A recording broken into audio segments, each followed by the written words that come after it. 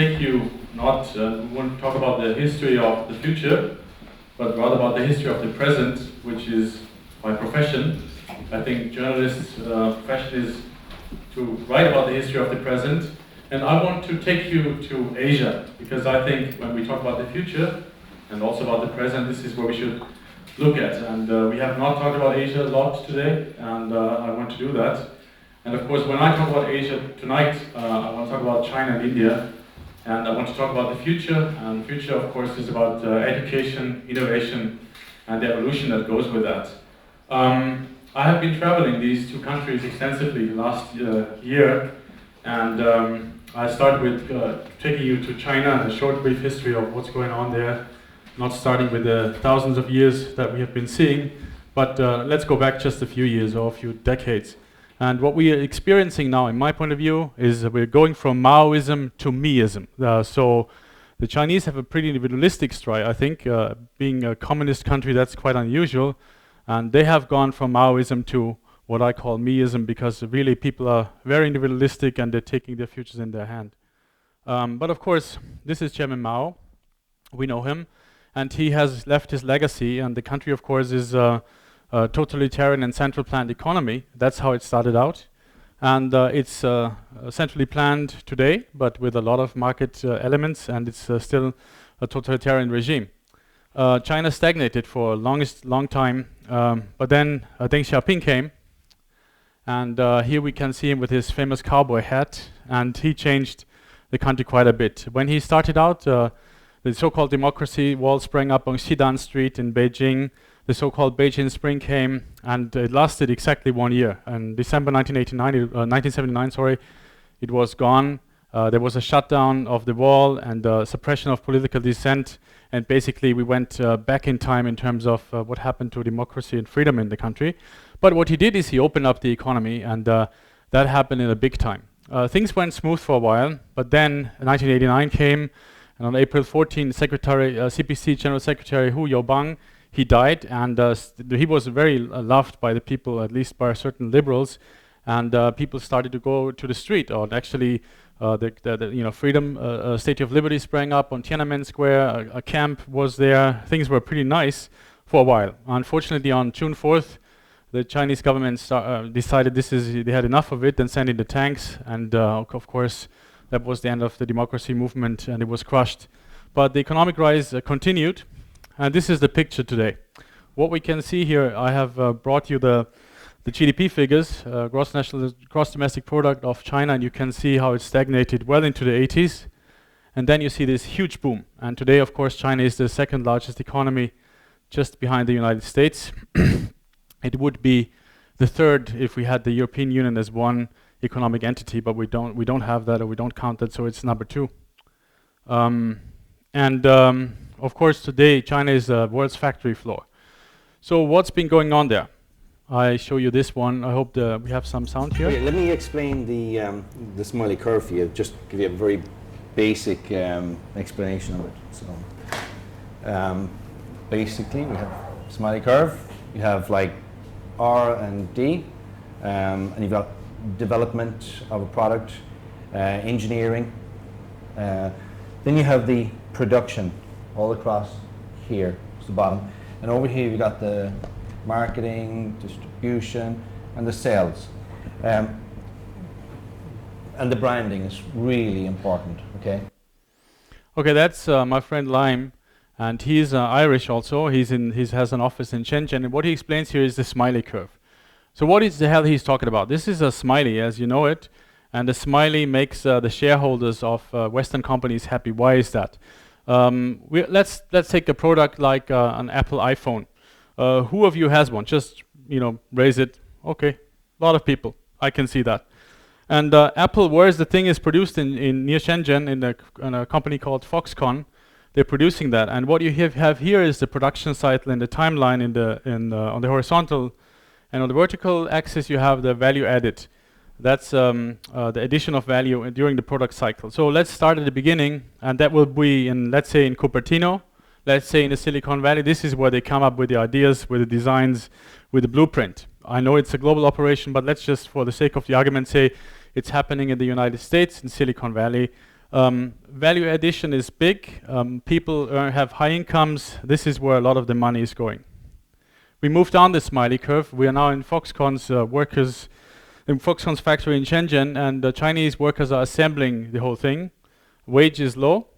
And then again, if we move into the markets in Europe or United States, Australia, Japan, somewhere else, the marketing costs are pretty significant, distribution costs as well. So the profits lie at the beginning and the end of this. This is where seriously money is being made, right in the middle. And in China, that's not so much the case. Let's look at the iPhone closer. This is what the thing looks like. This is what the balance sheet looks like for this thing. So what's inside your iPhone? You can't really read it, I think, but it doesn't really matter. A lot of stuff is there: LCD display, flash memory cards, Wi-Fi elements, GPS, etc., etc. But let's have a look at that, and that's interesting. So the material cost of this thing is the iPhone 4, not the 4S. The figures are not available for that yet. Is $187 per piece, 187.51 actually. Profit is, and now Steve Jobs is dead, I know that, but I'm sure he liked that a lot, $360 per piece. Assembly costs, this is what I'm talking about in this factory in China, is $6.54. That's it, $6.54.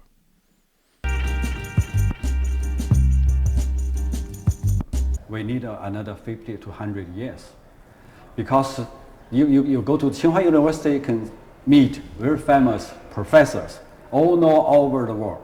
But you go to the other province for the remote area, the teachers' level still very low. And you're talking about millions of this kind of teacher. How can you rising up this teacher's level by overnight? It's impossible. We need a long time to go. The other things is when we're talking something about the culture. I mean, every Chinese parents want their children becomes very famous scientists, very famous leaders. Everyone, you can ask everyone, they say, yes, why not? I think at maybe when we talk about 10 years period, you will see more and more international companies grows up from China. Okay. That is a signal. That is the information you can catch up, means the China slowly change from made in China to created in China. I don't think we can get the international companies by made in China. Impossible. If you have the international company set up, create in China, they have to be from created in China. They should have their independent IP. They should have, this is the must go this way. So this is my idea. For the 10 years, you will see maybe another 5, 10, we will know famous commercial companies, international companies come from China. Yeah, what Herbert Chen is talking about is that China wants to move up the value chain. They don't want to stay down there at the bottom of this Smiley Curve. And they're putting a lot of money in there, and they call this the movement from made in China to created in China. And here, just very quickly, this is what's happening usually in the development of such an economy.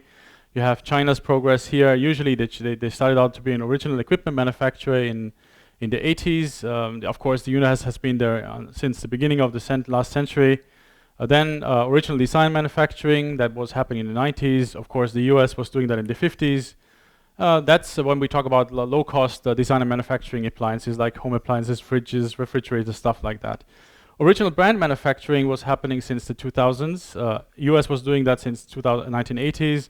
That's when we talk about low-cost but high-tech branding, design and manufacturing stuff like flat-screen TVs nowadays. At that time it was TVs and transistor radio, stuff like that. And today is a service-based economies, and this is what's happening right now. They want to move into a knowledge economy, for instance, service industries, high-tech, etc., which of course is not easy for a country that's a totalitarian regime, because for moving into a knowledge economy, you need to free up discourse, you need to free up universities. This is, I think, a very dangerous step for the Chinese government, but it has a lot of potential. I mean, see from our perspective, because me for that part, I want to see a much freer China than it is today, and this is, I think, a big hope for us. That what they're having at the moment, for instance, with Sina Weibo and other internet services, they're moving in this direction, but of course, it's like always like in China, it's one step forward, 2 steps back. Okay, let's move a little bit over to India. I just also walk you through some historical facts for you that are not aware of that. India also started out as a planned economy after independence in 47. That was called the Hindu rate of growth. Was very slow, 3.5% from 50s to the 80s. But the population was growing, so actually the cake didn't grow a lot, but there were more and more slices taken out of it. So actually income growth per capita was only 1.3%. So that means that India was not on a good path, and in 1991 they had to start economic reforms because the country was basically broke. This guy was Minister of Finance today. At that time, he's now Prime Minister of India, and he's been, at least in the economic department, he has been quite steady here. This is the growth figures of India and China compared. You can see that China has been much faster than India. India has a much slower development, but on the other hand, I think it's a more sustainable one than what we can see in China these days. But there's plenty of challenges. For instance, one of them, I'll just give you one interesting one. Today there's 563.73 million subscribers of mobile phones in India. That's a huge number. And 1.2 billion, so you can do the math, almost every second person has one. I think by today it's probably more than that. The figures are a bit like maybe 1 year old. But here, take this, just 366 million people have access to a toilet, have access to proper sanitation. So we have almost double amount, more than double amount mobile phones than toilets. So this is, I think, a quite interesting fact. With some money you could actually do that, build proper toilets, and the money, that would be money that would be we have a tremendous return on investment, $34 per dollar that you invest in money that you don't have to spend on sicknesses, waterborne sicknesses, etc. The solution that I found there with talking with some people in the NGO business was thread innovation. So they're going back to traditional forms, what they used to do, and just implement that. And here we go. I show you this guy, my friend Joe. My name is Joe Madiyat. I am from an organization called Gram Vikas. I am the executive director at present of this organization, Gram Vikas, which I founded back in 1979. Our flagship program is water and sanitation, but we try to concentrate or try to see that the benefits of water and sanitation, watershed development, irrigation, all this also goes to the marginalized sections, especially the Adivasis or indigenous people or the tribals as they are called in these parts. Orissa has nearly about 25% of its population are tribals, 23.6% actually.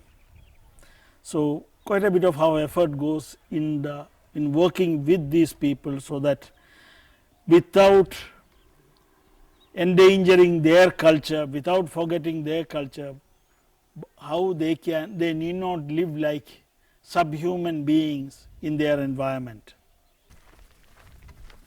How can you do that?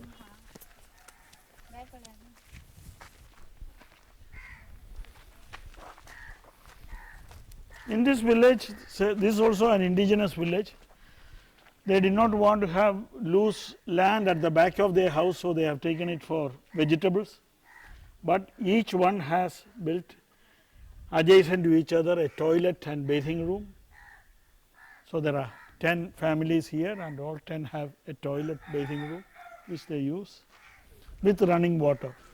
The toilet is there, then the toilet waste comes into 2 pits. I will show you somewhere else. And if you plant these soft rooted banana tree, drumstick and other trees, they suck up all the moisture and also the nutrients, and you get very tasty bananas like this.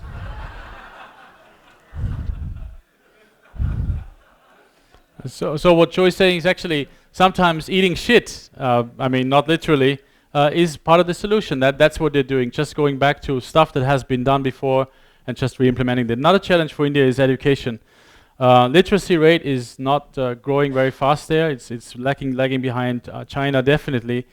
Today the literacy rate you see is at 74.04%. It's not very good. India should be doing much better, but unfortunately they are not.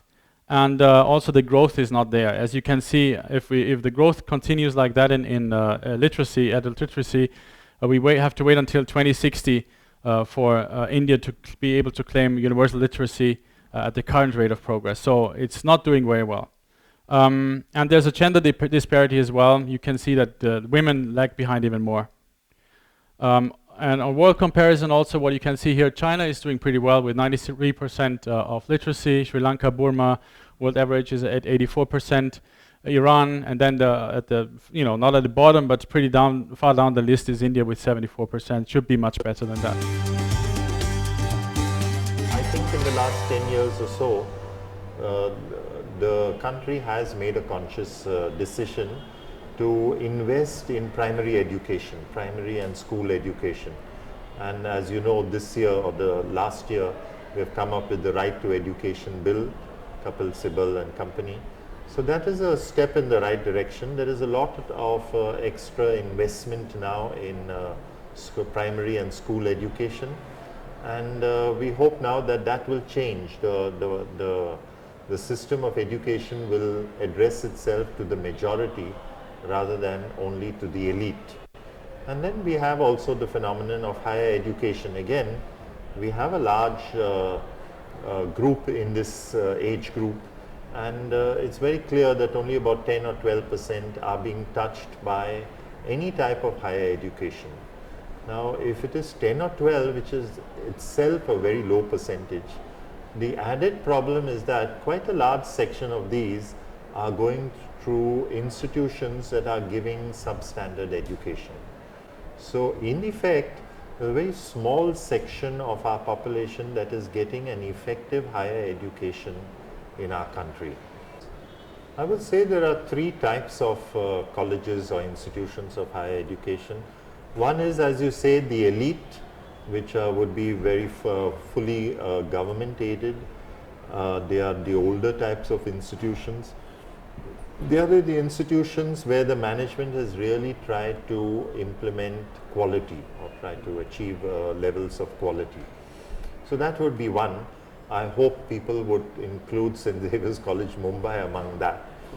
There is a second level of university which is also government funded, a large number of them, but I think the charge of rote learning which is leveled against them is true.